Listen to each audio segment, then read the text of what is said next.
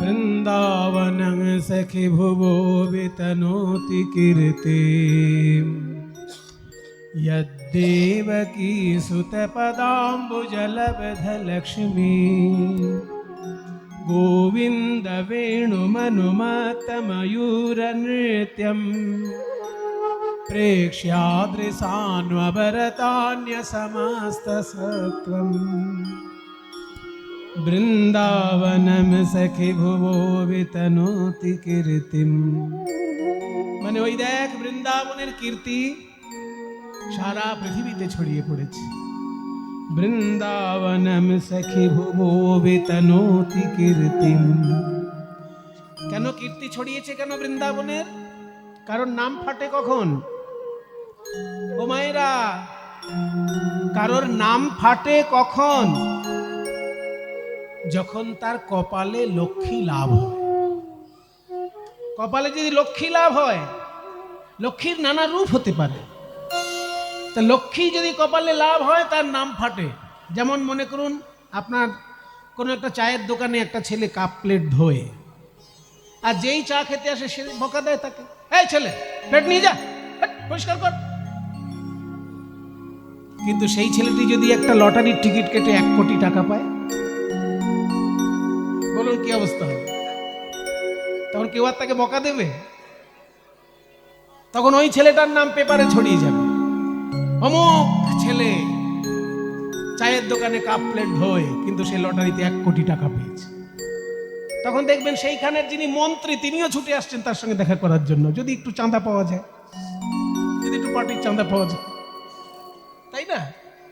তো যে সারা জীবন বকা খেয়েছে লোকের কাছে, সে যখনই 1 কোটি টাকার একটা লটারি পেয়েছে, অমনি দেখবেন পৃথিবী জুড়ে তার নাম সবাই জেনে গেছে। ঠিক তেমনি বৃন্দাবনের নাম শাস্ত্রের পাতায় পাতায় কেন? না তার কপালে লক্ষ্মী লাভ হয়েছে। এখানে লক্ষ্মীটা কি? না শ্রীকৃষ্ণের চরণ কমল। দেবকী সুত পদাম্বুজলব্ধ লক্ষ্মী। দেবকী সুত মানে দেবকীর ছেলে অর্থাৎ কৃষ্ণ। দেবকী সুত পদাম্বুজ মানে শ্রীকৃষ্ণের চরণ কমল। দেবকী সুত পদাম্বুজ লব্ধ লক্ষ্মী। চরণ কমল রূপী লক্ষ্মী লাভ করেছে বৃন্দাবন হৃদয়ে, তাই শাস্ত্রের পাতায় পাতায় তার নাম। এবার শ্রীকৃষ্ণ এসে কি করলেন? শুধু পুজো গ্রহণ করেছেন তা নয়, এত সুন্দর বাঁশি বাজিয়েছেন। গোবিন্দ বেণুমানুমত্তময়ূর নৃত্যম। এত সুন্দর তিনি বাঁশি বাজিয়েছেন বৃন্দাবনের হাটে মাঠে, যে ময়ূর ভাবছে আকাশে মেঘ ডাকছে, বাঁশি তো নয়, যেন আকাশে মেঘ ডাকছে, এই ভেবে পেখম তুলে নৃত্য করছে। গোবিন্দ বেণুমানুমত্তময়ূর নৃত্যম। আর সেই ময়ূরের নাচ দেখে, বাঁশি শুনে, প্রেক্ষ্যাদৃশান্বভরতান্য সমস্ত সত্ত্বম। অন্য সমস্ত জীব আনন্দে মুখরিত হয়ে রইল। এই সেই বৃন্দাবন।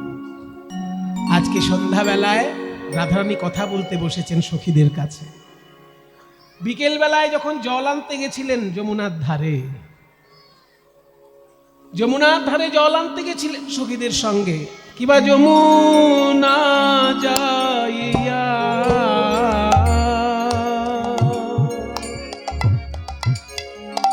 শ্যামের দেখিয়া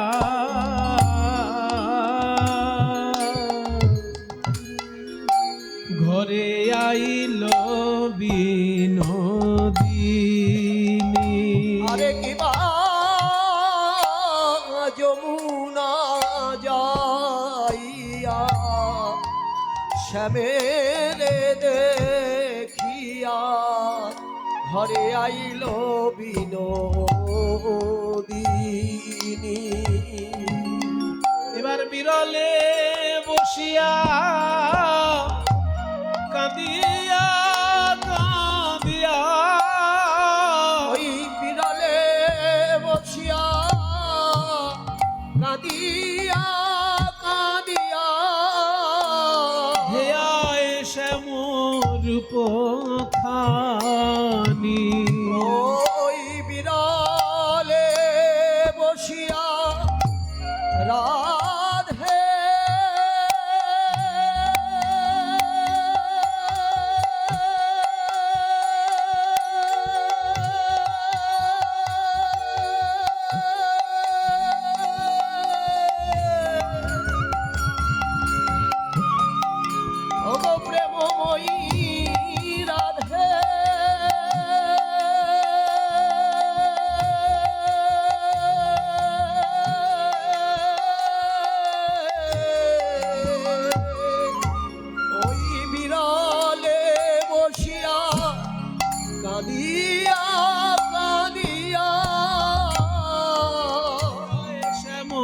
রূপখানি আজ হেন কালে তথা আইলা ললিতা রাই দেখিবার তরে আজ হেন কালে তথা আইলা ললিতা রাই দেখিবার তরে। বলে কি লাগিয়া ধনী এমন হইলে অপরাধে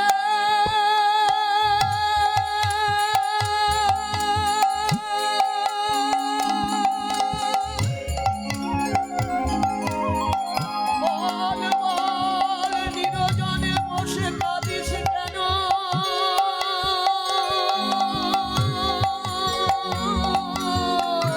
বল রাধে বল একবার রাধে কথা বল।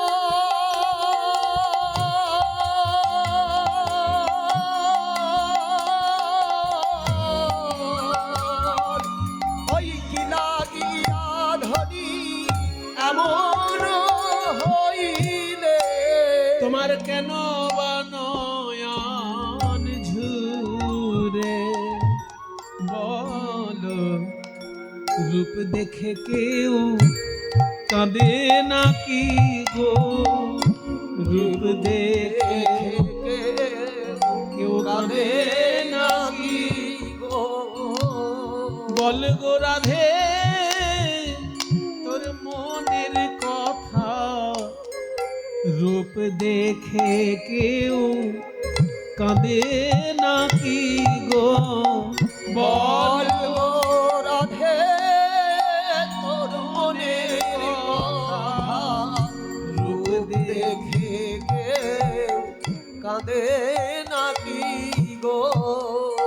বিকেল বেলায় জল আনতে গেছিলেন রাধারানী সোনার কলসি কাঁখে নিয়ে আর ওই সোনার কলসি কাঁখে নিয়ে যখন কেউ জল ভরে বাবা এখনকার দিনে এই দৃশ্যগুলো তো আর দেখা যায় না আগে ছিল সোনার কলসি কাঁখে নিয়ে যদি কেউ জল ভরে দেখবেন জলটা ভরার সময় ওই কলসিটা একটু জলের উপর ঘুরায় জয়নি তাই একজন দুজন আসরে আসছেন কিছু দান দক্ষিণা দেওয়ার জন্য সেইটা আপনারা দয়া করে করবেন না আমি আপনাদের সকলের কাছে অনুরোধ করছি এই কীর্তন কমিটির ভক্তবৃন্দ ভিক্ষার থালা নিয়ে আপনাদের কাছে যাবে যে যেমন পারবেন গোবিন্দ সেবার জন্য সেই থালার উপরে আপনারা কীর্তন কমিটির উদ্দেশ্যে যে যেমন পারেন প্রাণ ভরে দান করবেন ওনারা যাচ্ছেন থালা নিয়ে আপনারা সেই থালায় গোবিন্দ সেবার জন্য যে যেমন পারেন এই বৃন্দাবন চন্দ্রের সেবার জন্য যে যেমন পারবেন দান করবেন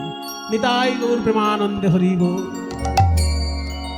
সোনার কলসি ওই সোনার কলসিটা পরিষ্কার জল নেবে বলে এরকম ঘুরিয়ে যখনই ডুবাতে গেছে এদিক ওদিক তাকাচ্ছে আমি তো কুলো কামিনী আমাকে কেউ দেখছে না তো আড়াল থেকে এই ভেবে রাধারানী যখন সোনার কলসিটায় জল ভরছেন এদিক ওদিক দেখতে গিয়ে ওই কদম তলায় দাঁড়িয়েছিলেন বিশ্ব ব্রহ্মাণ্ডের শ্রেষ্ঠ রূপের ডালে নিয়ে প্রাণ গোবিন্দ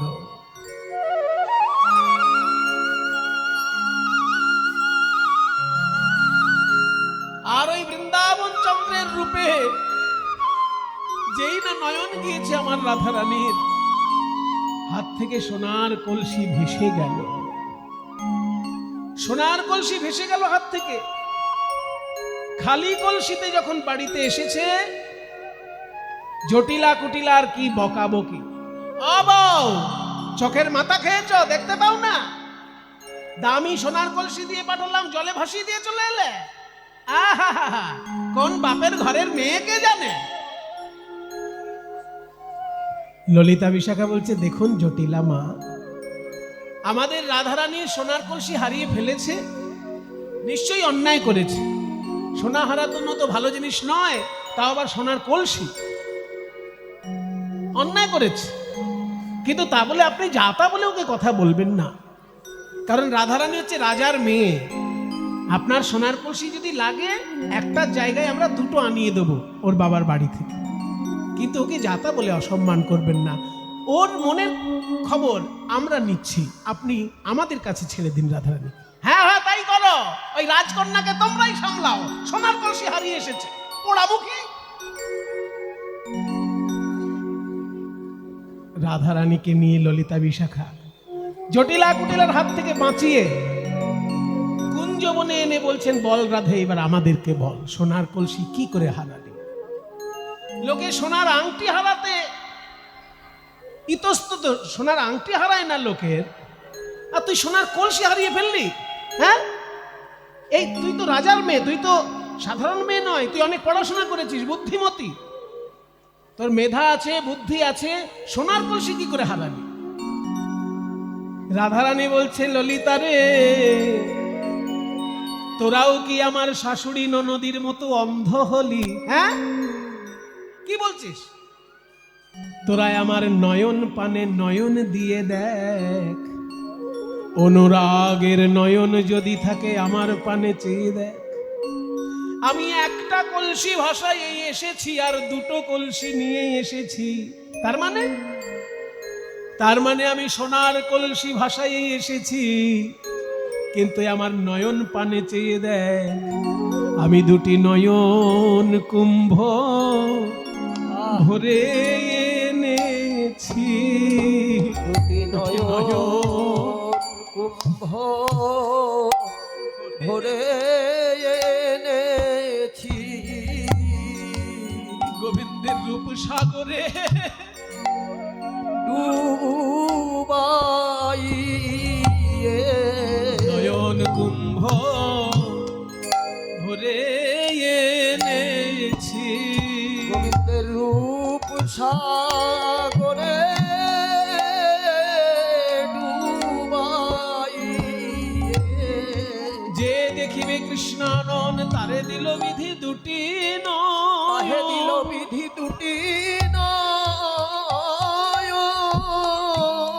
আমায় কেন কোটি নেত্র নাহি দিল?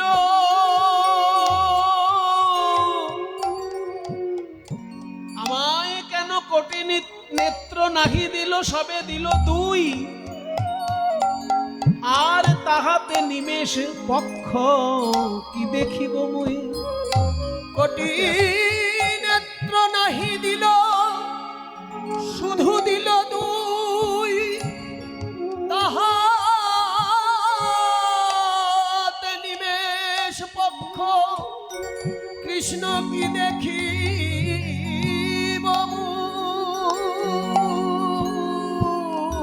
তবু আমার ভাগ্য ভালো, এই জগতে কিছু কিছু তো নয়নহীন প্রাণী আছে, তাদের থেকে আমার ভাগ্য ভালো যে আমার দুটি নয়ন আছে।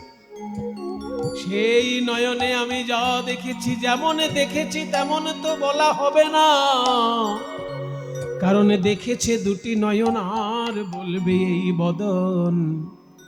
একের দেখা আর অন্যের বলা, সে বলা তো যথাযথ বলা নয়। তবু যা দেখেছি আমি আমার ওই বৃন্দাবন চন্দ্র গোবিন্দের রূপ, তোদেরকে বলবো, শোন আমার গোবিন্দের শ্রীমুখ মণ্ডল, কি অপূর্ব তার রূপের শোভা। ও আস্তে মায়েরা, কথা নয়, এবার একটি যে গান গাওয়া হচ্ছে খুব গুরুত্বপূর্ণ গান, গানটির কথাগুলো আগে শুনুন, নাইলে আমরা যখন তাল গাইব বুঝতে পারবেন না। কথাটা হচ্ছে, ও মুখমণ্ডল জিতি শারদ সুধাকর। বলল না সে মুখমণ্ডল, বলছেন ও মুখমণ্ডল, মানে ঘরে বসে আছেন বটে, কিন্তু এখনো যেন রূপটি দেখছেন রাধারানী, আর বলছেন ওই তো আমার গোবিন্দের মুখমণ্ডল, ওই তো আমার বৃন্দাবন চন্দ্র। ও ও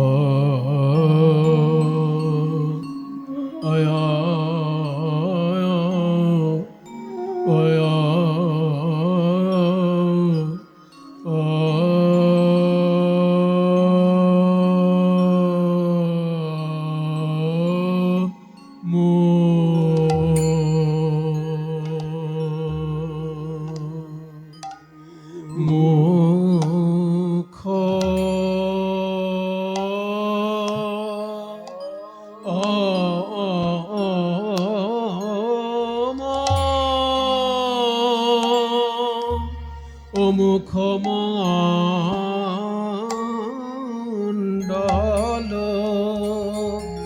আরে ও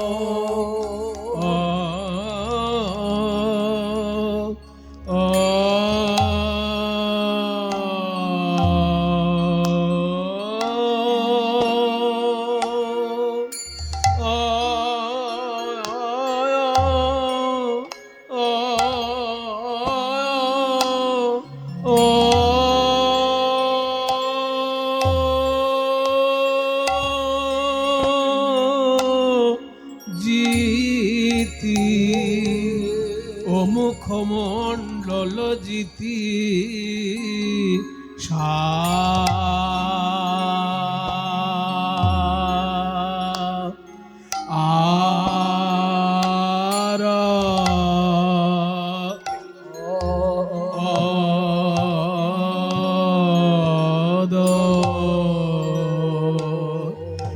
শারদ সুধা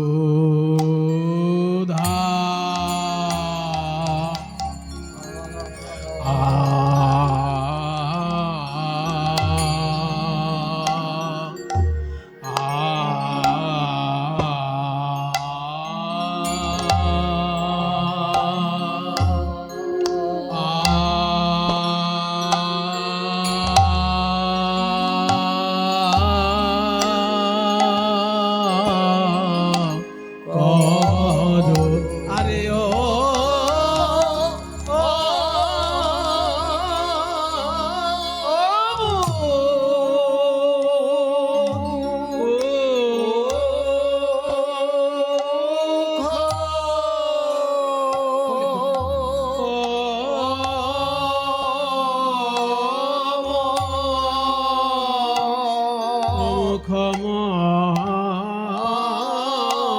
মুখমণ্ডল ও গো সখী রে ও সখী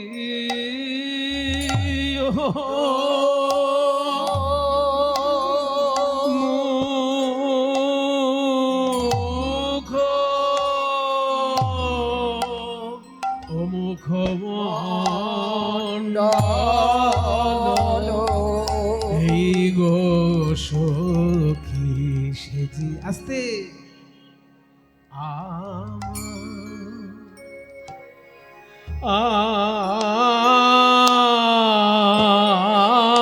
আর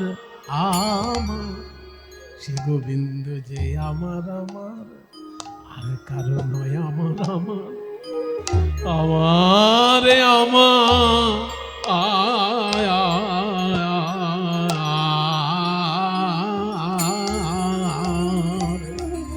আমার সে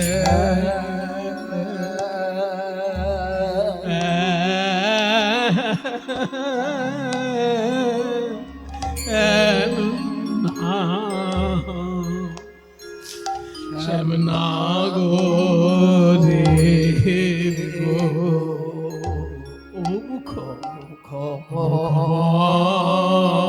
মুখমণ্ডল এই গো সখী সে আমার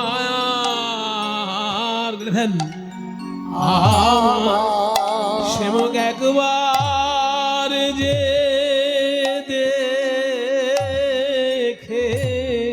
ওগো যে দেখেছে তা সেই তো সেই তো যা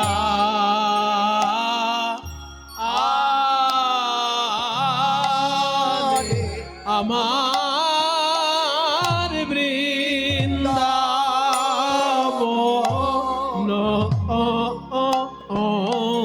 চাঁদে বৃন্দাবন চাঁদে একই মুখ রে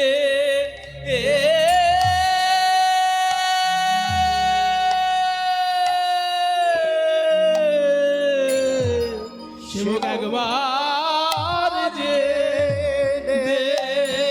দেখেছে, যে দেখেছে তা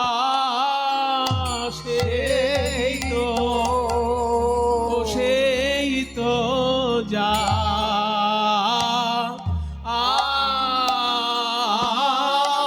আনে আমার বৃন্দাবন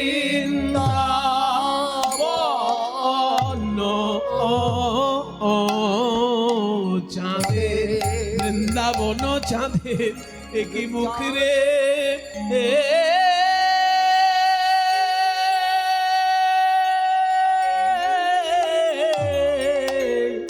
সেবকে একবার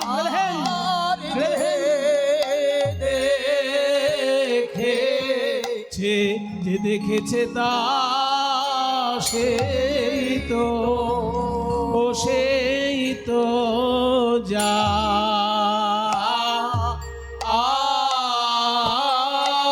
আনে। কে বলে সেই তো জানে, আমি জানবার কথা নয়, সেই তো জানে গো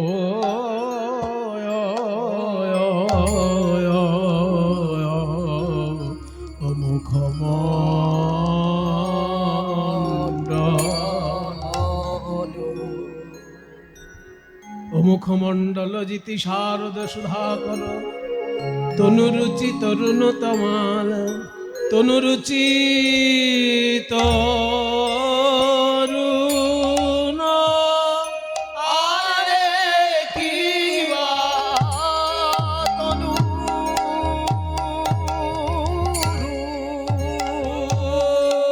রুচি তরুণ আরে কি তনু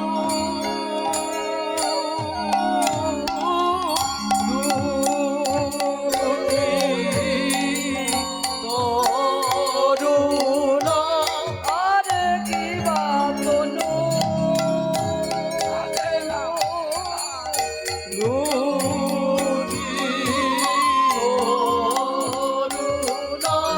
আরে কি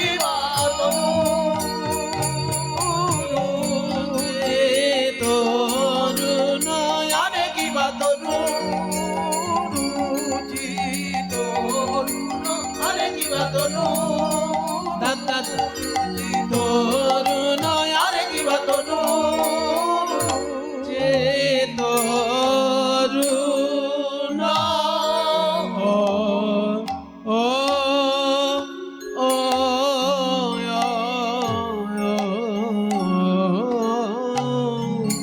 তনুরুচি তরুণ তরুণ তমাল রে ওই শ্যাম বিনোদিয়ার তো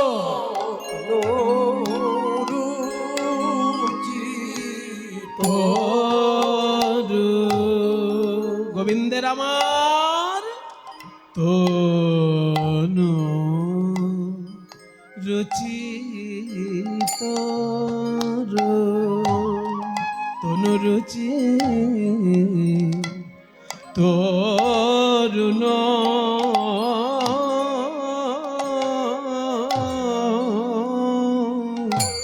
তরুণ তমাল রে ওই শ্যাম বিনোদিয়ার তো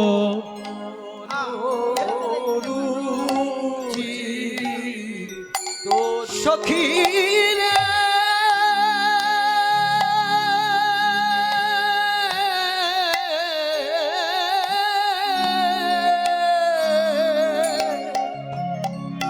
ওই বেলিয়া সকালে যমুনার ঘাটে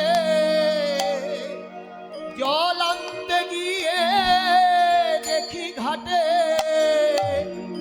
একটি রূপের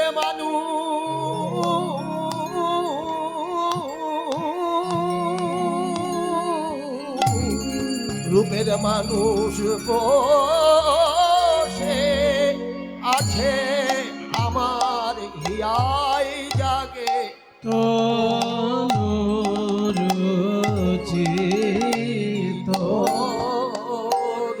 কি বলবো সখীরে,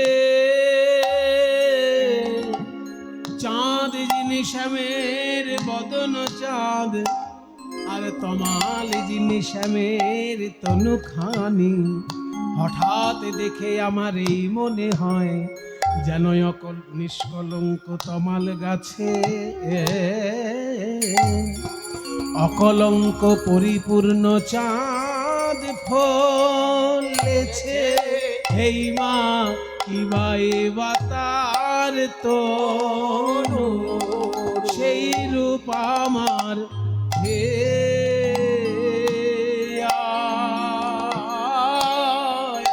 হিয়ায় জাগে গো।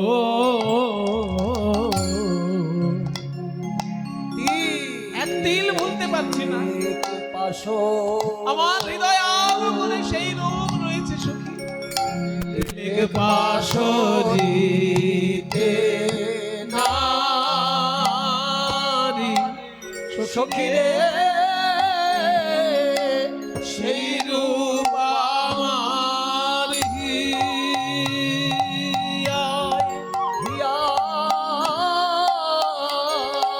জাগে গো।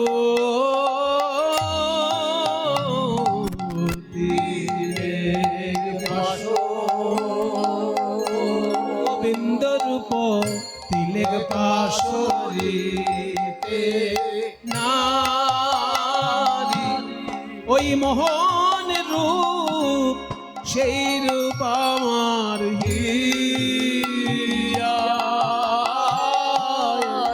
জাগে গো। তিলেক পাশরিতে নারী, গোবিন্দ রূপ আমার হিয়ায় জাগে গো। তিলেক পাশ ওই রূপ তিলেক পাশরিতে নারী, সেই রূপ আমার হিয়ায় জাগে গো। তিলেক পাশরিতে নারী, সেই রূপ আমার হিয়ায় জাগে গো। তিলেক পাশরিতে নারী, সেই রূপ আমার হিয়ায় জাগে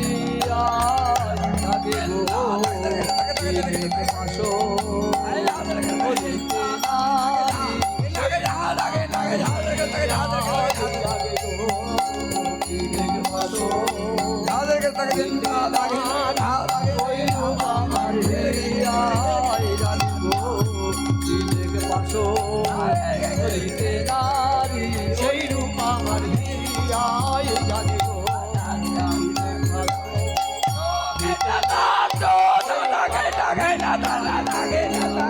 তিলেক পাশরিতে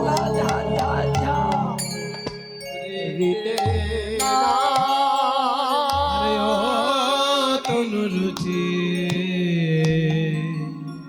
তনুরুচি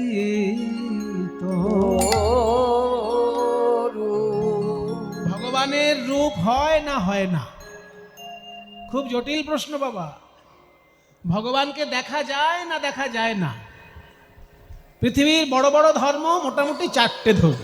আমি বড় বলতে বোঝাচ্ছি জনসংখ্যা যে ধর্মে বেশি।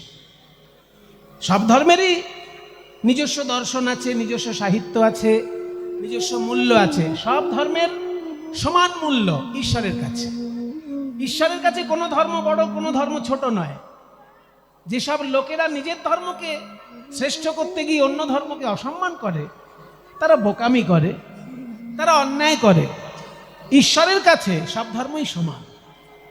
মনে করুন একটা বাবার 4টে যদি ছেলে থাকে, 4টে ছেলের মধ্যে একটা ছেলেকে যদি নিন্দে করেন আর একটা ছেলেকে প্রশংসা করেন, বাবার কি খুব ভালো লাগবে? বাবার তো 4টেই ছেলে। ঠিক তেমনি ঈশ্বরের চরণ পাওয়ার জন্য সব ধর্ম সৃষ্টি হয়েছে। সব ধর্মের নিজস্ব দর্শন আছে, নিজস্ব সাহিত্য আছে, নিজস্ব চিন্তা ভাবনা আছে, নিজস্ব আচার অনুষ্ঠান আছে।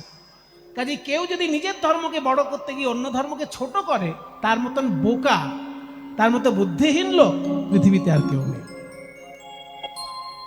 তাহলে যে এক ধর্মে বলে ভগবানকে দেখা যায়, আর একজন ধর্মে বলছে ভগবানকে দেখা যায় না, এক ধর্ম বলছে ভগবানের মূর্তি আছে, এক ধর্ম বলছে ভগবানের মূর্তি নাই, আমরা কোনটা মানব? আপনি যদি নিরপেক্ষ মানুষ হন, আপনাকে সবটা মানতে হবে। আর আপনি যদি ওই বুলি শেখানো লোক হন, তাহলে আপনি যে কোনো একটা মানবেন। নিরপেক্ষ লোক যে হবে, তাকে সবটা মানতে হবে। মনে করুন জল যখন ফ্রিজে রাখছেন, জল তখন বরফ হচ্ছে, আর ওই জলকেই যখন আপনি গরম করছেন, জল হয়ে যাচ্ছে ধোঁয়া। আর জল স্বাভাবিক অবস্থায় তরল থাকছে, তাই না? জলের তিনটে রূপ: স্বাভাবিক অবস্থায় তরল, গরম করলে ধোঁয়া, আর ঠান্ডা করলে বরফ। কিন্তু আপনি যদি বলেন আমি ধোঁয়াটাকে মানি কিন্তু বরফটাকে মানি না, সেটা আপনার বোকামি, তাই না? আপনি নিরাকার ধোঁয়ারূপটাকে মানছেন, অথচ আকারযুক্ত বরফটাকে মানছেন না। জলেরই তো রূপ, জলই কখনো ধোঁয়া, জলই কখনো বরফ। যখন সেটা ধোঁয়া, তার আকার থাকছে না, আর যখন সেটা বরফ, তখন তার আকার থাকছে। তাহলে জল যখন ধোঁয়া হচ্ছে, সেটা তার নিরাকার রূপ। জল যখন বরফ হচ্ছে, সেটা তার মূর্তিমান রূপ, সাকার রূপ। আপনি বলছেন শুধু নিরাকার মানি, সাকার মানি না। তাহলে আপনি ধোঁয়াটাকে মানেন, বরফটাকে মানেন না। তাতে জলের কি যায় আসে? আপনার বোকামি প্রকাশ পায়। আপনি একটা বোকা, সেইটা প্রকাশ পায় যে আপনি জলের ধোঁয়াটাকে মানছেন, কিন্তু জলের বরফটাকে মানছেন না। আপনি যদি নিরপেক্ষ মানুষ হন, আপনি যদি বিজ্ঞানের লোক হন, তাহলে আপনি ধোঁয়াটাকেও মানবেন, বরফটাকেও মানবেন, আবার তরল পদার্থটাকেও মানবেন, তিনটেকেই মানবেন। ওই জন্য আমাদের শাস্ত্র বলছে যে কর্মযোগ জ্ঞান তিন সাধনের বসে, ব্রহ্ম আত্মা পরমাৎ ভগবান ত্রিবিধ প্রকাশ। যারা ভক্ত, তাদের কাছে ভগবান মূর্তি ধারণ করে দেখা দেন। যারা যোগী, তাদের কাছে ভগবান জ্যোতি স্বরূপে দেখা দেন। আবার যারা ব্রহ্মজ্ঞানী, তাদের কাছে ভগবান নিরাকার ব্রহ্মরূপে ধরা দেন। তিনজনের কাছেই ভগবান ধরা দেন, তার তিনটে রূপ। যেমন জল, ধোঁয়া আর বরফ, তেমনি পরমাত্মা, ব্রহ্ম এবং ভগবান। আপনি যদি একটা মানেন আর একটা না মানেন, সেটা আপনার বোকামি হতে পারে, ভগবানের তাতে কিছু যায় আসে না। ওই জন্য বাংলার কবি বলেছে, তুমি অরূপ না স্বরূপ, তুমি সগুণ না নির্গুণ, আমি ভেবে ভেবে অন্ত পাচ্ছি না। তুমি অরূপ স্বরূপ সগুণ নির্গুণ, দয়াল ভয়াল হরি হে। আমি কি বা বুঝি, আমি কি বা জানি, আমি কেন ভেবে মরি। অরূপ স্বরূপ সগুণ নির্গুণ, দয়াল ভয়াল হরি হে। আমি কি বা বুঝি, আমি কি বা জানি, আমি কেন ভেবে মরি। তুমি অরূপ না স্বরূপ, তোমার রূপ আছে না রূপ নেই। যখন ধোঁয়া, তখন তার কোনো রূপ নাই, কিন্তু যেই বরফ হয়ে গেল, অমনি আপনি তাতে যদি লাল দেন, তাহলে লাল আইসক্রিম, যদি নীল দেন, তাহলে নীল আইসক্রিম, যে রং দেবেন সেই রঙের আইসক্রিম হয়ে যাবে। কি আইসক্রিমটা কি? জমানো জলটাই তো জমানো, দুধটাই তো জমানো।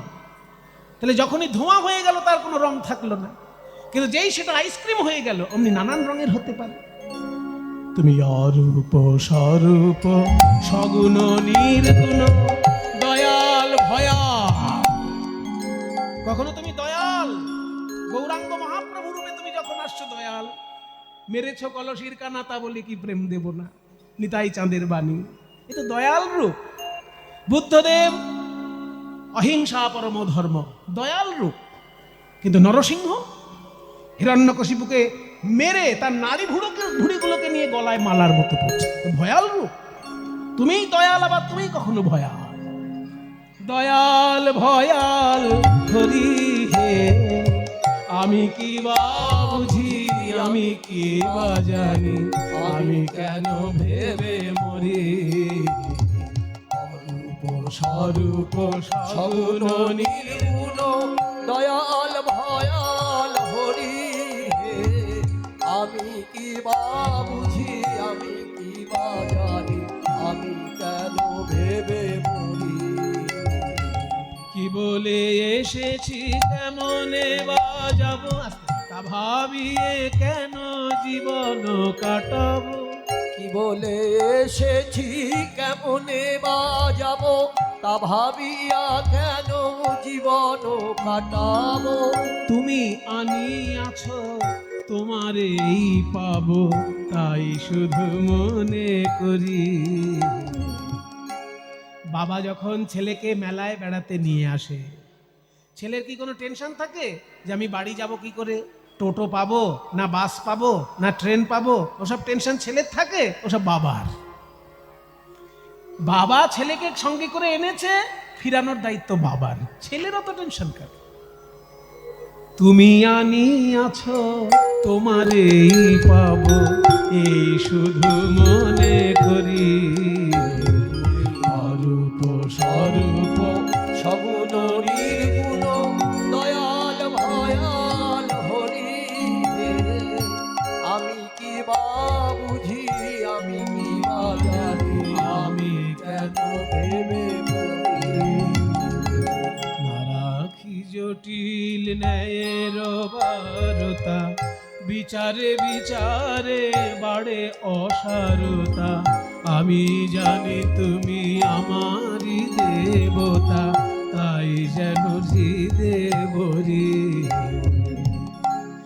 তাই বলে ডাকি প্রাণ যাহা চায়, ডাকিতে ডাকিতে জীবন জুড়ায়। তাই বলে ডাকি প্রাণ যাহা চাই, ডাকিতে ডাকিতে জীবন জুড়াই। যখন যে রূপে মন ভরে রয়ে, আস্তে আস্তে, যখন যে রূপে, তোমারই তো সব রূপ। তুমি কখনো কৃষ্ণ রূপে, কখনো রাম রূপে, কখনো নরসিংহ রূপে, আবার কখনো কালী রূপে, কখনো দুর্গা রূপে, তুমিই তো নানান রূপে। কাজে আমাকে যখন সুযোগ দিয়েছো তোমার নানা রূপ দেখার, আমার সেটাই সৌভাগ্য। আমি যখন কালী মন্দিরে যাব, তখনও তোমাকে ভেবেই প্রণাম করব, কারণ ওই মধ্যে তোমারই শক্তি রয়েছে।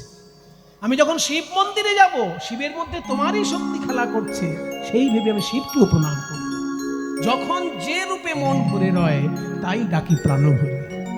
যখন যে রূপে মন ভরে রয়, তাই দেখি প্রাণ ভরি। অরূপ স্বরূপ সগুণ নির্গুণ দয়াল ভয়াল হরি হে, আমি কি বা বুঝি, আমি কি বা জানি, আমি কেন ভেবে মরি। তাই যারা বলে যে ভগবান শুধুমাত্র নিরাকার, তারা ঠিক ঠিক বলে না। তারা জলের ধোঁয়া রূপটাকে বিশ্বাস করে, কিন্তু জলের বরফ রূপটাকে বিশ্বাস করে না। যারা বিজ্ঞানী, তারা ধোঁয়াটাকেও বিশ্বাস করে, বরফটাকেও বিশ্বাস করে, কারণ দুটোই জলের রূপান্তর। ঠিক তেমনি যারা ব্রহ্মজ্ঞানী, তারা জানে ঈশ্বর নিরাকারও বটেন, ঈশ্বর লীলার মধ্যে এসে আকার ধারণ করেন, সেটাও সত্য বটে।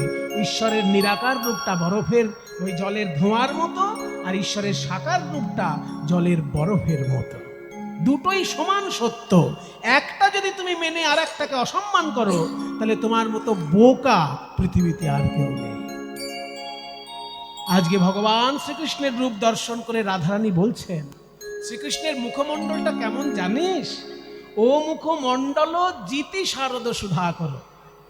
এই যে গানটা গাইলাম, কি সুন্দর কথাগুলো বাবা।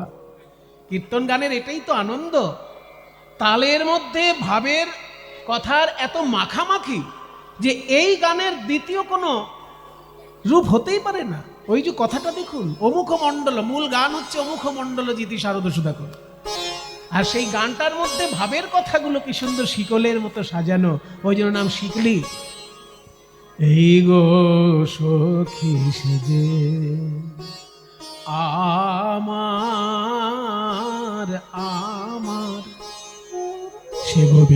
যে আমার আমার, আর কারো নয় আমার আমার, আমার আমার।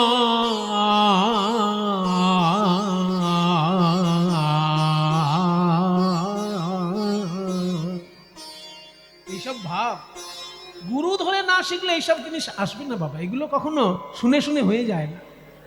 আমার পরম সৌভাগ্য, এই গান আমি যার কাছে শিখেছিলাম তিনি শ্রী নীলমণি দাস মহাশয়।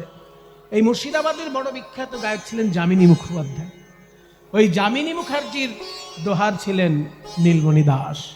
তিনি এই গানটি আমাকে শিখিয়েছেন। এই যে কথা, কথার সঙ্গে যে সুর, তার সঙ্গে ভাব, এগুলো অন্য কোনো গানে এত আন্তরিকতার সঙ্গে বলা হয় বলে আমার মনে হয় না।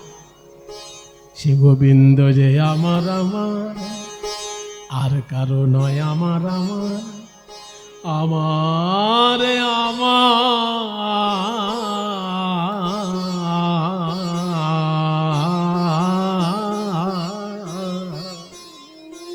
এতক্ষণ গোটাটা আনতে হবে। আমার আমার না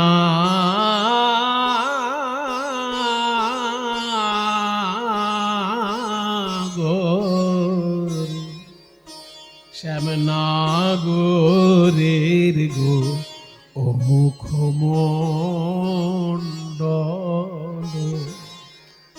এটাই তো আসল সম্পদ কীর্তন গানে।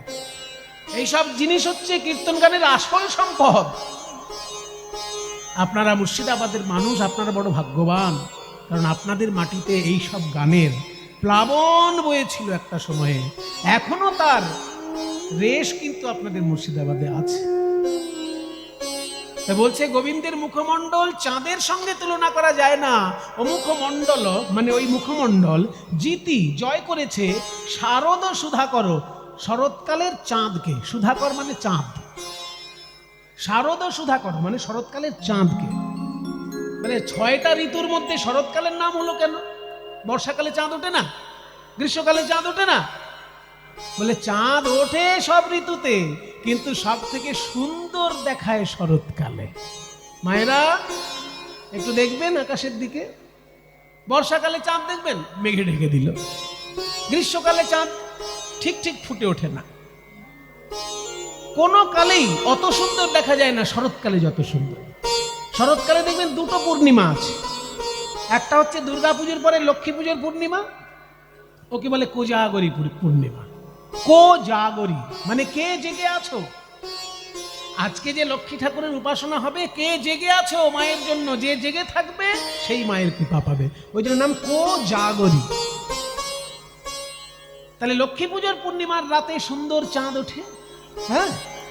আর লক্ষ্মী পুজোর পরের পূর্ণিমাটাই হচ্ছে রাস পূর্ণিমা। এই 2টো পূর্ণিমাকে বলা হয় শরৎকালের পূর্ণিমা। প্রত্যেকটি ঋতুতে 2টো করে পূর্ণিমা হবে তো।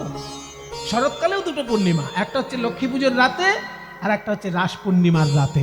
এই 2টো রাতেই আপনারা আকাশের দিকে একবার দেখবেন, এত ফুটফুটে চাঁদের আলো যে সারা বছর আর দেখতে পাবেন না।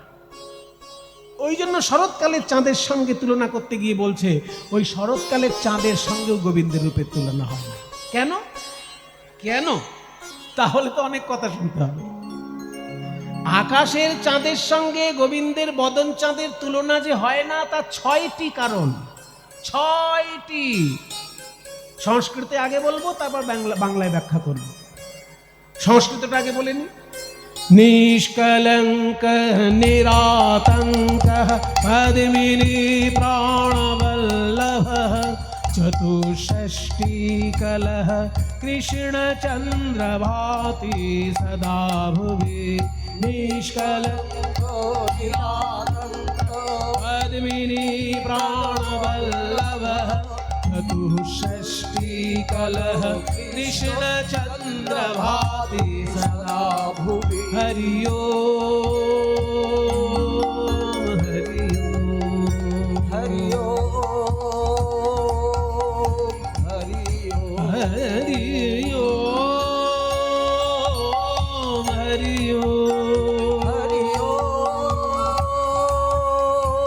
হরি ওম হরি ওম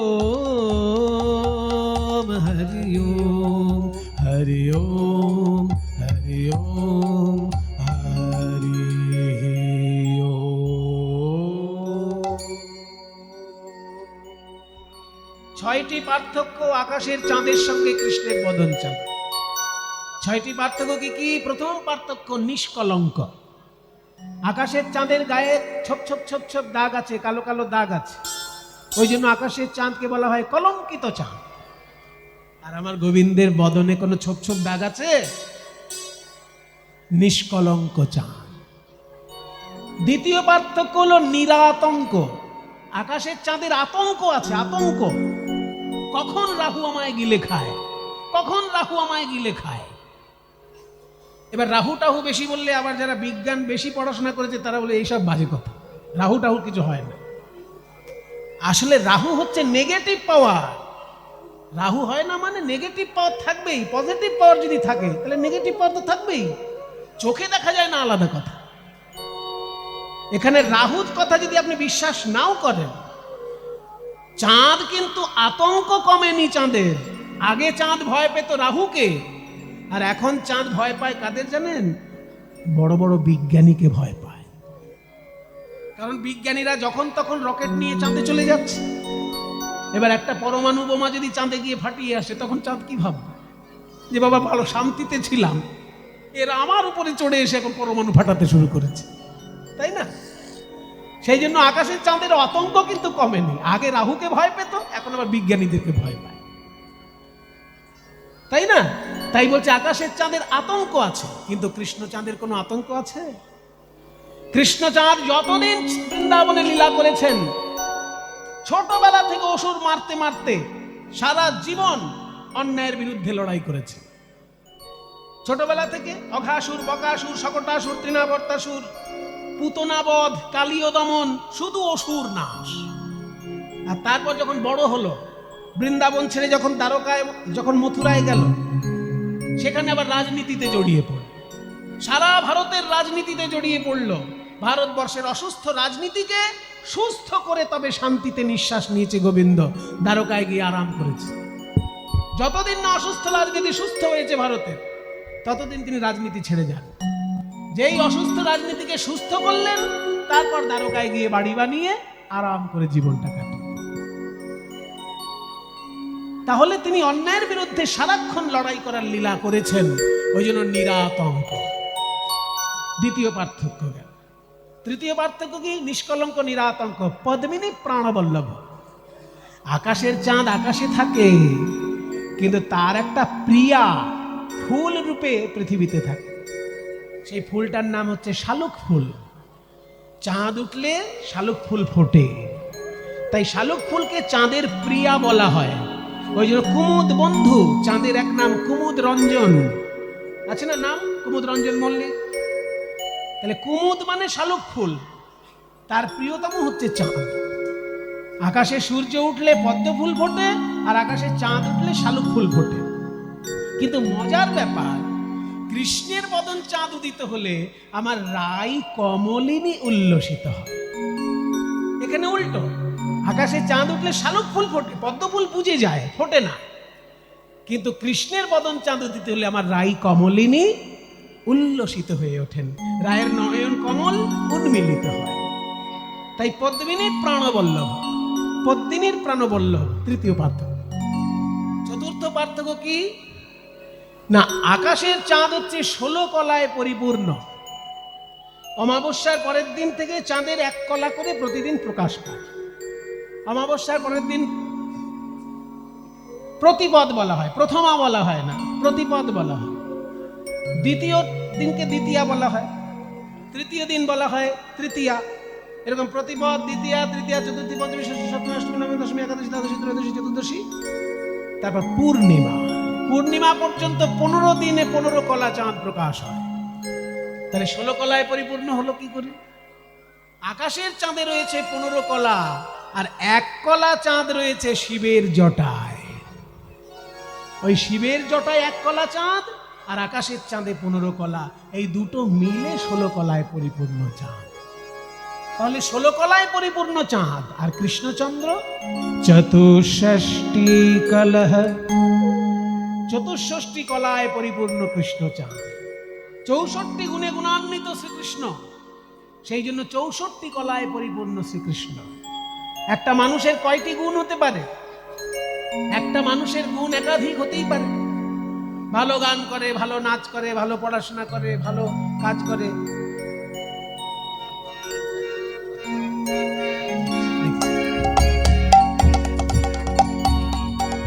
তাহলে একটা মানুষের অনেক গুণ থাকতে পারে। কি গো, থাকতে পারে না অনেক গুণ? এই তো কৃষ্ণদাকে দেখুন না, কত সুন্দর নেচে নেচে এই 70 বয়সেও খোল বাজাচ্ছে। আবার ওনাকে চাষ করতে বলুন, এখন ভালো চাষ করতে পারবে। আবার পুজো করতে বলুন, দুর্গা পুজো খুব ভালো করে। তাহলে নানা রকমের গুণ ওনার ভেতরে রয়েছে। তা একটা মানুষের একাধিক গুণ থাকতে পারে।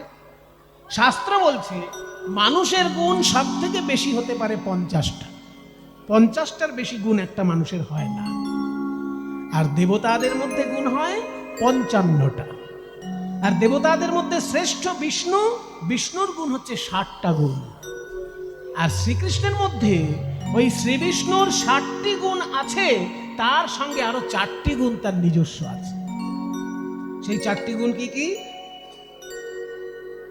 লীলা প্রেম না প্রিয়াধিক্য, মাধুর্যে বেনুরূপয়, লীলা প্রেম না প্রিয়াধিক্য, মাধুর্যে বেনুরূপয়, ইতি অসাধারণং প্রোক্তং গোবিন্দস্য চতুষ্টয়ম, ইতি অসাধারণং প্রোক্তং গোবিন্দস্য চতুষ্টয়। মানুষের গুণ 50, দেবতার গুণ 55, নারায়ণের গুণ 60। আর শ্রীকৃষ্ণের মধ্যে নারায়ণের 60টা গুণ আছে, তারপরেও 4টে গুণ আছে। সেই 4টে গুণ হচ্ছে লীলা মাধুর্য, প্রেম মাধুর্য, বংশী মাধুর্য এবং এই রূপ মাধুর্য। ওনার মতো লীলা কেউ করতে পারবে না। গিরি গোবর্ধন ধারণ কেউ পারবে? গিরি গোবর্ধন ধারণটা কেউ পারবে কি উনি ছাড়া? কাজে ওনার মতো লীলা কেউ করতে পারবে না। ওনার মতন প্রেম কারোর নাই। ওনার মতন বাঁশি বাজানোর ক্ষমতা কারোর নাই। আসুদা কিছু মনে করবেন না, আপনি খুব ভালো বাঁশি বাজাচ্ছেন, কিন্তু ওনার সঙ্গে যদি তুলনা করেন তাহলে মহা মুশকিল। কারণ উনি যখন বাঁশি বাজান তখন কি হয়?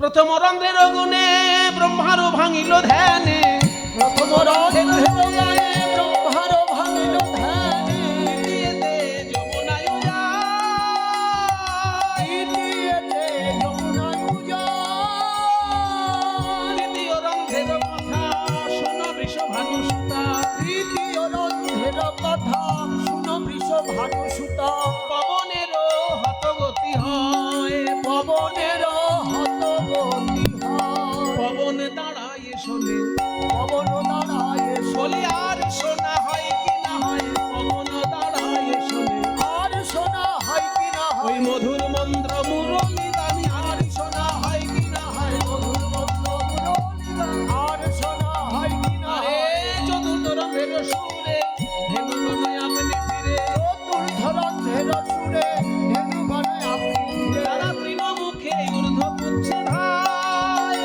তারা তৃণমুখে ঊর্ধ্ব পুচ্ছে ধায়, তোমার হলাম তোমার হলাম, তোমার হলাম তোমার হলাম, উচ্চ পুচ্ছ করে বলে তোমার হলাম তোমার হলাম, উচ্চ পুচ্ছ তুলি বলে, চরণ ছাড়া করো না হে, পুচ্ছ তুলি বলে, চরণ ছাড়া করো না হে, উচ্চ পুচ্ছ তুলি বলে তোমার হলাম তৃণমুখে ঊর্ধ্ব পুচ্ছে ধায়, পঞ্চম রন্ধ্রের গানে গোপিকার বিধে প্রাণে, পঞ্চম রন্ধ্রের গানে গোপিকার বিধে প্রাণে, তারাই আলু থালু পাগলিনী ধায়, আলু তারায় থালু আলু খালু পাগলিনী ধায়, ষষ্ঠ রন্ধ্রের গানে, 6 রন্ধ্রে কি হয় বলি? ষষ্ঠ রন্ধ্রের গীতি কদম্ব হয় বিকশিতে, ষষ্ঠ রন্ধ্রের গীতি কদম্ব হয় বিকশিতি, ষড় ঋতু একত্রে বয়, ষড় ঋতু একত্রে বয়, সপ্তম রন্ধ্রের গানে পাষাণ কপিল গুণে, সপ্তম রন্ধ্রের গানে পাষাণ হইল বলে পাষাণ আপনি প্রভময়,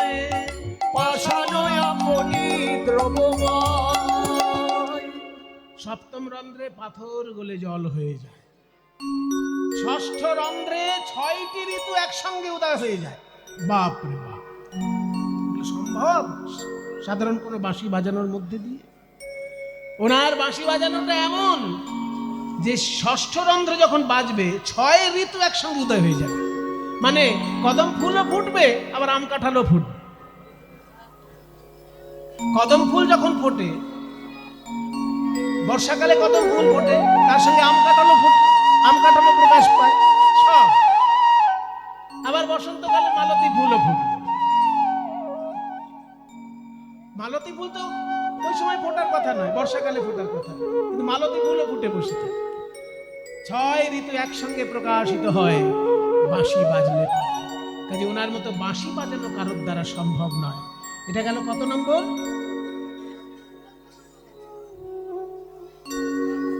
না, এখনো শেষ হয়নি। নিষ্কলঙ্ক, নিরাতঙ্ক, পদ্মিনী, প্রাণবল্লভ, 64 কল, ওই 64 কলাটা চলছে এখন। 64 গুণের মধ্যে 60খানা গুণ নারায়ণের, আর 61 নম্বর গুণ হচ্ছে লীলা মাধুর্য, 62 গুণ হচ্ছে প্রেম মাধুর্য, 63 নম্বর গুণ হচ্ছে বংশী মাধুর্য, আর 64 নম্বর গুণ যেটা, সেটা হচ্ছে রূপ ও মাধুর্য। তাই ওনার মতো রূপ আর কারোর হয় না। 64 কলায় কৃষ্ণ, 16 কলায় চাঁদ। চাঁদের সঙ্গে তুলনা হলো না। তাহলে চাঁদের সঙ্গে যে তুলনা হলো না, 4টে কারণ হলো, আরো 2টো বাকি আছে। আর 2টো কি কি বলছে? কৃষ্ণচন্দ্র ভাতি সদা। সদা মানে সব সময়। আকাশের চাঁদ সব সময় দেখা যায় না বাবা। আকাশের চাঁদ অমাবস্যার দিন দেখতে পাবেন না, মেঘলা আকাশ থাকলে দেখতে পাবেন না, কুয়াশা থাকলে দেখতে পাবেন না, সবসময় চাঁদ দেখা যাবে। কিন্তু কৃষ্ণ চাঁদ ভক্তের হৃদয়ে উদিত হলে দিবানিশি উজ্জ্বল হয়ে প্রকাশ পায়। আর ষষ্ঠ পার্থক্য কি না? কৃষ্ণচন্দ্র ভাতি সদা ভুবি। ভুবি মানে এই ভূলোকে। আকাশের চাঁদকে দেখতে গেলে, ছুতে গেলে আকাশে যেতে হবে।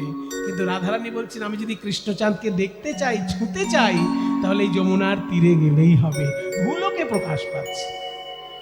তাই 6টি পার্থক্য আকাশের চাঁদের সঙ্গে কৃষ্ণ চাঁদের। অমুখ মণ্ডল যদি শারদ সুধাকর তনুরুচি তরুণ তমাল। অঙ্গটা দেখে মনে হচ্ছে তমাল গাছ, আর বদনটি দেখে মনে হচ্ছে চাঁদ। হঠাৎ থেকে মনে হচ্ছে তমাল গাছে যেন চাঁদ ফুলেছে। তারপর কি দেখলি? তারপর কি দেখলাম? চূড়ায় দেখলাম কি জানিস? সুন্দর একটি ময়ূরের পালক। আরে কি বাচু, মধ্যম বীর বিক্রম তাল, চূড়ে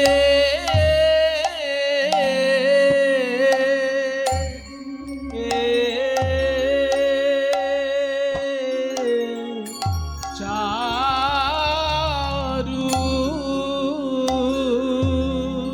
আরে কি বাচু, চূড়ে চারু, চূড়ে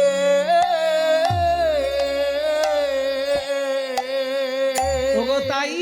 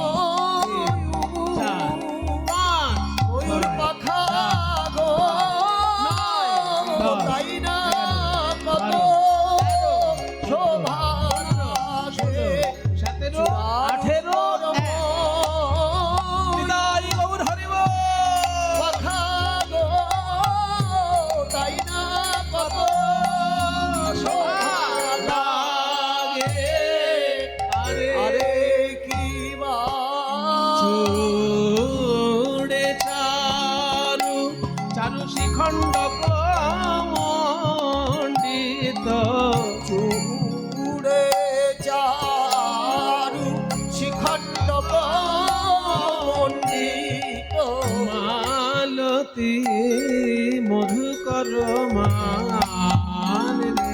এই এখনই দেখে এলাম মালতী দেখলাম ভ্রমর পাতি পাতি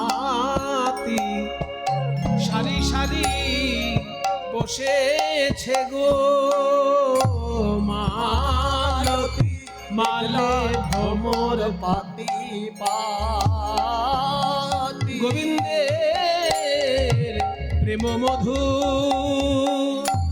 পিবে বলে তারা প্রেমানন্দে গুন গুন করে প্রেম মধু পিবে বলে প্রেমানন্দে গুন গুন করে প্রেম মধু পিবে বলে প্রেমানন্দে গুণ করে প্রেম মধু পিবে বলে প্রেমানন্দে গুন করে গো প্রেম মধু পিবে বলে ভ্রমর ঝাঁকে ঝাঁকে ঝাঁকে বসেছে গো মালতী মধু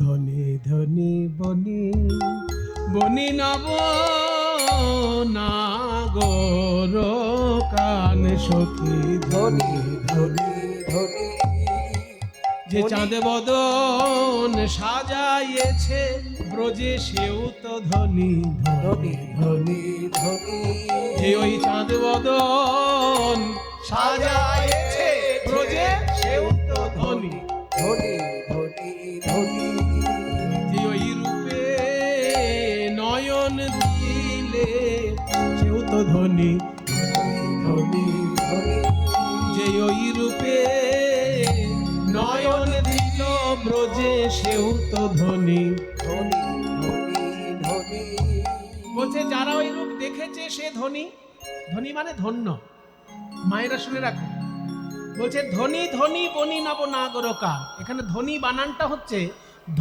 দন্তের নয় হস্যি ধনী কিন্তু তিনটে মানে আছে ধ দন্তের নয় দীর্ঘি ধনী মানে বড় লোক টাকা পয়সা আছে যার ধনী লোক সেটা হচ্ছে ধ দন্তের নয় দীর্ঘি ধন আছে যার ধনী আর ধয় বফলা দন্তের নয় হস্যি ধনী ওটা মানে শব্দ আর শুধু ধ আর দন্তের নয় হস্যি ধনী এটা কীর্তনে পদাবলী সাহিত্যে ব্যবহার হয় এই ধ্বনিটার মানে হচ্ছে ধন্য ধনী ধনী মানে ধন্য ধন্য এখানে ধনী শব্দের অর্থ ধন্য যে ওই রূপ দেখেছে সে ধনী যে ওই রূপ সাজিয়েছে সে ধনী আর যে ওই রূপের কথা বলছে সেও ধনী বলে আর কি কেউ ধনী আছে বলে আরো এক প্রকারের ধনী আছে যারা দেবে জয় ধ্বনি ব্রজে সেও তো ধনী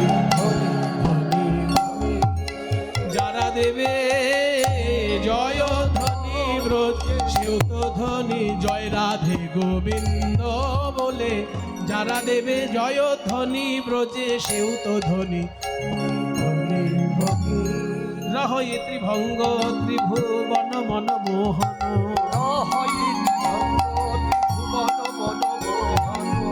মধুর মুরলি করবান রে মধুর মুরলি করবান রে কি সুন্দর আমার গোবিন্দ হ্যাঁ বাংলার মুসলমান কবি কাজী নজরুল ইসলাম তিনিও গোবিন্দের রূপে নয়ন দিয়ে কি সুন্দর গান লিখেছেন ভক্তের চোখের জলে ভেসে যায়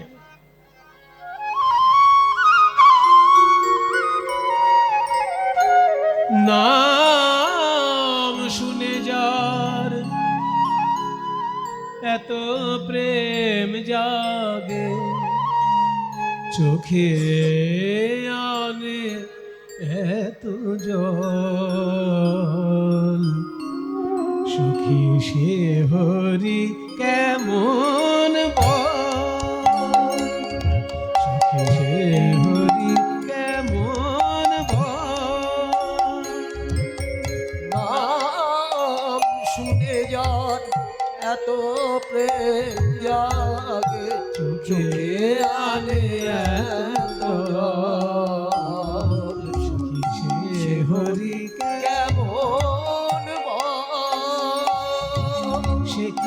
আসে এই পৃথিবীতে, গাহে রাধা নাম বাঁশরীতে, সে আসে আসে এই পৃথিবীতে, গাহে রাধা নাম বাঁশরীতে।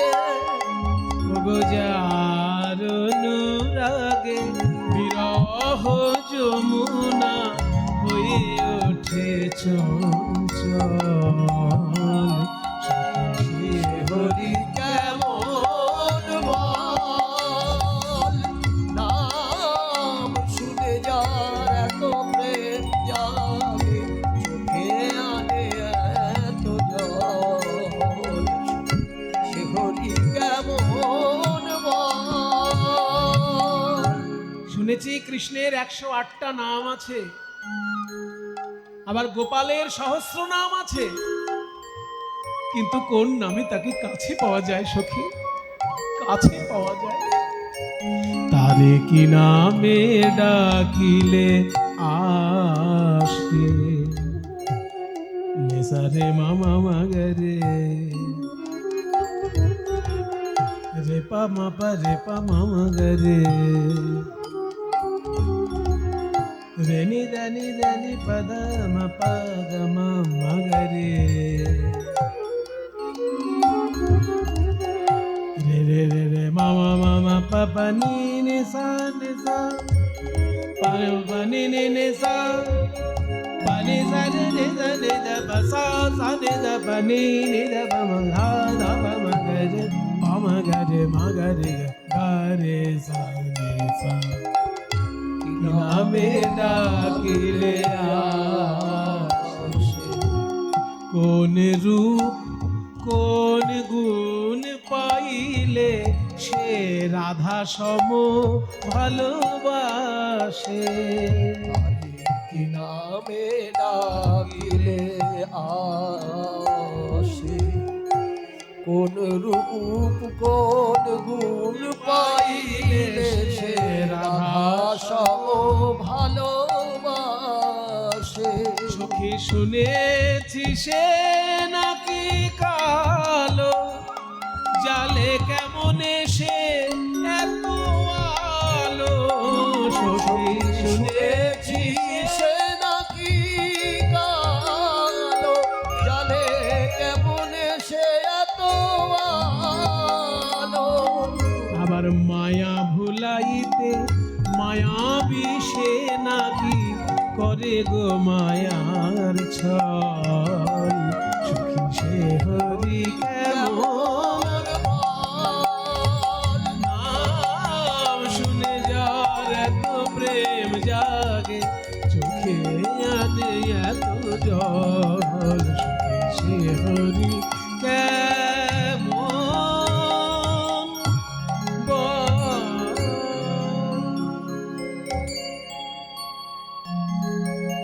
টলমল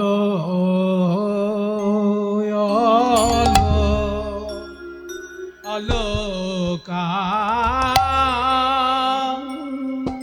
অলকা মানে চুল আঁচড়ানোর পর যে চুলগুলো বেরিয়ে থাকে গোল গোল হয়ে,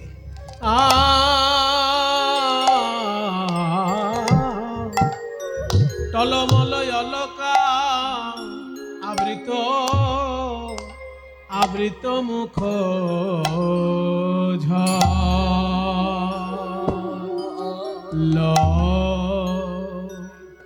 ঝলক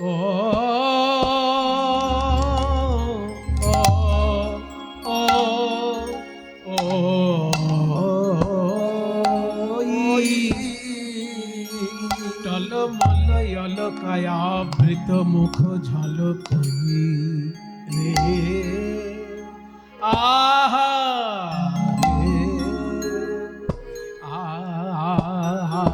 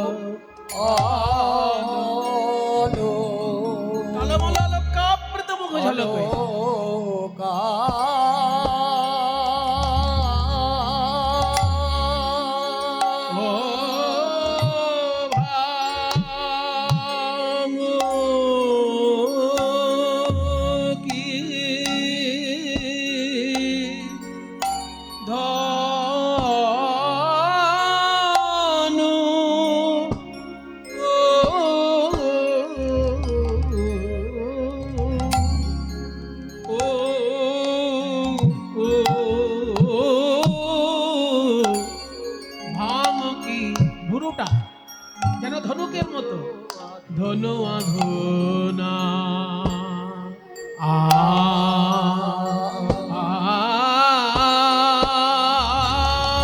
রে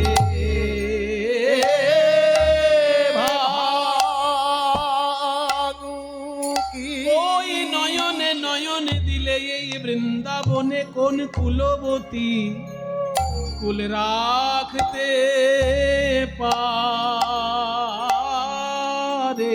ওই নয়নে নয়ন দিয়ে ওই নয়নে নয়নে দিয়ে কোন কুলবতী কুল রাখতে পারে ওই রূপে নয়ন দিয়ে বন্ধনী কুল রাখতে পারে বিকায় রে তার চরণ তলে কোন ধনী কুল রাখতে পারে বিকায় তার চরণ তলে বন্ধনী কুল রাখতে পারে গোবিন্দ তোমার হলাম বলে বিকায় রে তার চরণ তলে গোবিন্দ তোমার হলাম বলে বিকায় রে তার চরণ তলে ওই রূপে নয়ন দিয়ে কোন ধনী কুল রাখতে পারে ওই রূপে নয়ন দিয়ে কোন ধনী কুল রাখতে পারে নয়ন দিয়ে ধনী কুল রাখতে পারে রূপে নয়ন দিয়ে ধনী কুল রাখতে পারে রূপে নয়ন দিয়ে ধনী কুল রাখতে পারে রূপে নয়ন দিয়ে ধনী কুল রাখতে পারে কুলবতী বরদ বিমোচন লোচন কুলবতী বরদ বিমোচন লোচন বিষম কুসুম সরবা বিষম কুসুম সরবা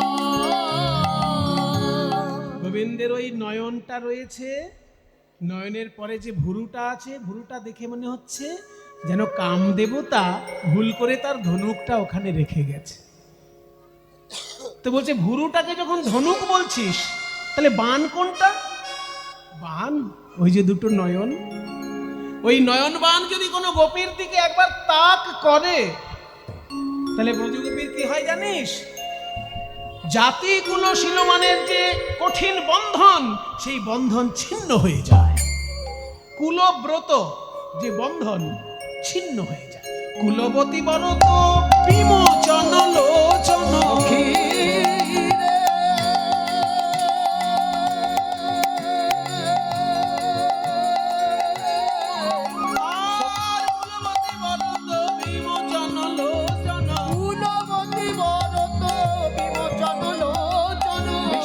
কুসুম সরবান বিষম কুসুম সরবান আর কি দেখলি বলে এবার শেষ কথা বলবো ওই বদন মণ্ডলের শেষ কথাটা এবার বলবো গোবিন্দের যে অধর অধর মানে জানিস তো নিচের ঠোঁটটা এই উপরের ঠোঁটকে বলে ওষ্ঠ আর নিচের ঠোঁটকে বলে অধর তো গোবিন্দের এই অধরটা এত লাল টকটকে দেখে মনে হচ্ছে যেন বাঁধুলি ফুলের সঙ্গে বন্ধুত্ব আছে বাঁধুলি বন্ধু অধরে মধু মাখন মাধুরী বন্ধু অধরে মধু মাখন মাধুরী বন্ধু অধরে মধু মাখন বাঁধুলি বন্ধু আহা বাঁধুলি বন্ধু মাধুরী বন্ধু মাধুরী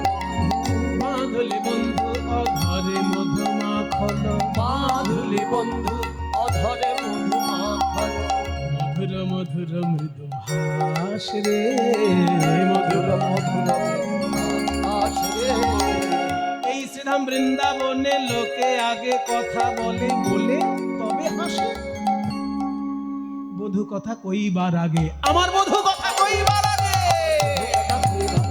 আমার বধু কথা কইবার আগে আমার বধু কথা কইবার আগে আমার বধু কথা কইবার আগে মধুর মধুর আসরে এই শ্রীধাম বৃন্দাবনে লোকে আগে কথা বলে বলে তবে হাসে আমার বধূ কথা কইবার আমার বধু কথা কইবার আগে আমার বধু কথা কইবার আগে মধুর মধুর আসরে जो छुया मोदे मदन मद मंथर ছুঁয়া মনে মদন মদন ধর ঘনতহি গোবিন্দ দাস। অনতহি গোবিন্দ এত সুন্দর পদ যিনি রচনা করেছেন সেই অমুখ মণ্ডল থেকে এই গোবিন্দ দাস পর্যন্ত। এই পদের লেখক গোবিন্দ দাস মহাশয়, তার যদিও পিতৃভূমি এই মুর্শিদাবাদ, কিন্তু তিনি বড় হয়েছেন মামার বাড়িতে বর্ধমান জেলার শ্রীখণ্ডেই তিনি বড় হয়েছেন, কিন্তু তার পিতৃভূমি যেটা সেটাই মুর্শিদাবাদের ভগবান গোলার কাছে বুধরি বলে একটা জায়গা আছে, বুধরি শ্রীপাঠ ভগবান গোলার কাছে, ওইটা তাদের পিতৃভূমি, মূল ভূমি আর কি। তা গোবিন্দ দাসের এত সুন্দর পদ, সবাই মিলে একটু তার উদ্দেশ্যে প্রণাম করবেন। বলছি ওই রূপ তোমরাও দেখো, ওই রূপ তোমরাও দেখো যেই রূপ দেখলো রাধা, যে রূপে রাধার মন বাঁধা, যেই রূপ দেখলো রাধা, রাধার মন বাঁধা রাধার মন বাঁধা যেই রূপ দেখলো রাধা বলি সেই রূপ তোমরাও দেখো। ঘনতহি গোবিন্দ দাস, ঘনতহি